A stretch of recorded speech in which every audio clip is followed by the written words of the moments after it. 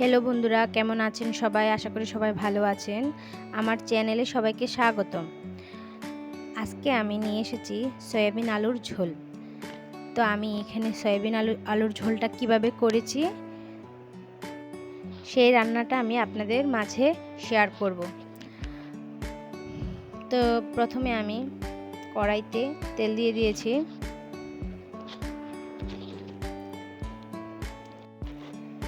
তেল দিয়ে আমি আগে সয়াবিনগুলোকে ভেজে নেব। আমি এই রান্নাটা একটু অন্যরকমভাবে করব, তো আপনারা দেখতে থাকুন। তো প্রথমে আমি সয়াবিনগুলোকে লবণ হলুদ দিয়ে ভেজে নেব।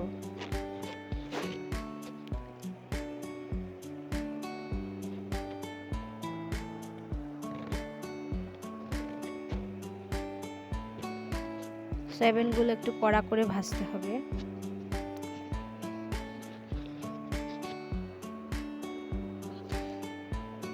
এই যে দেখুন, আমার সয়াবিনগুলো ভাজা হয়ে গেছে। তো আমি ওই তেলে আবার আলুগুলো ভেজে নেব। আমি আলুগুলোতে আগে থেকে লবণ আর হলুদ দিয়ে মেখে রেখেছি।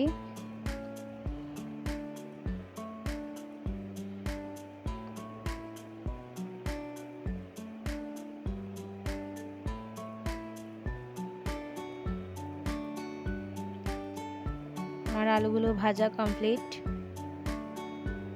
এবার আমি ওই তেলে গোটা গরম মশলা ফোড়ন দেব। তারপর দিয়ে দিয়েছি একটা তেজপাতা, দিয়ে নেড়ে চেড়ে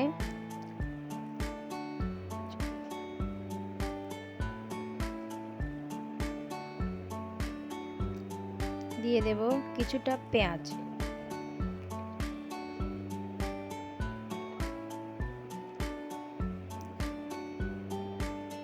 এই রান্নাটা আমি সম্পূর্ণ আমিষভাবে করেছি। এখানে দিয়ে দিচ্ছি পেঁয়াজ বাটা আর রসুন বাটা।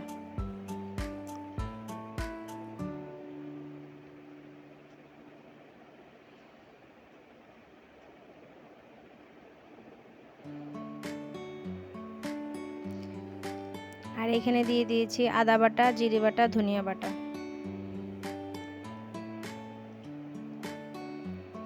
আর এখানে দিয়েছি কাঁচা মরিচ বাটা, দিয়ে একসাথে কষিয়ে নেব।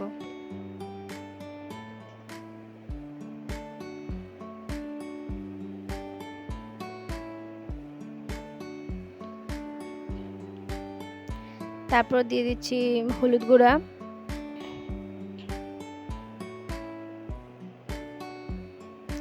মরিচের গুঁড়া, আর দিয়ে দিচ্ছি লবণ।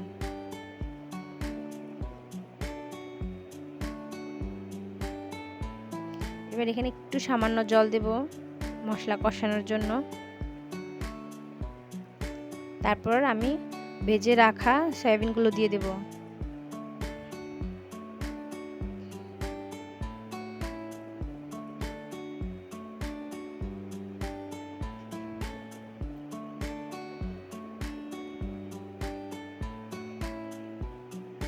আমি এখানে দিয়েছি গরম মশলা বাটা।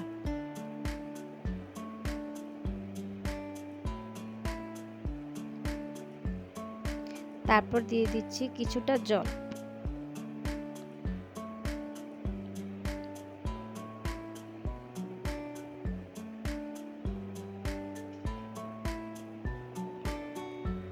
ঢাকনা দিয়ে ঢেকে সয়াবিনগুলো কষিয়ে নেব। দেখুন বন্ধুরা, আমার সয়াবিনগুলো কষানো হয়ে গেছে। এবার আমি ভেজে রাখা আলুগুলো দিয়ে দিচ্ছি।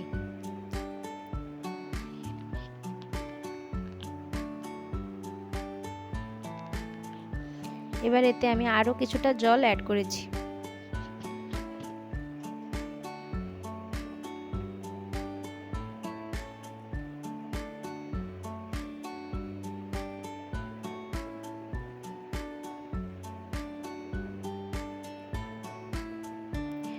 আমার সম্পূর্ণ কষানো হয়ে গেছে। এবার আমি জল দিয়ে দিয়েছি।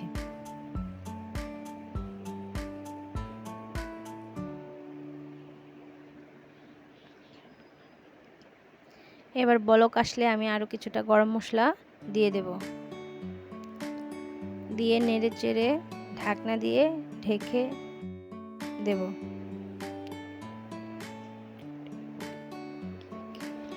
সবসময় আমরা নিরামিষভাবে সয়াবিন আলুর ঝোল খাই, তো বন্ধুরা এভাবে একবার ট্রাই করে দেখবেন, বাসায় অবশ্য বানাবেন, খেয়ে দেখবেন কেমন হয়েছে।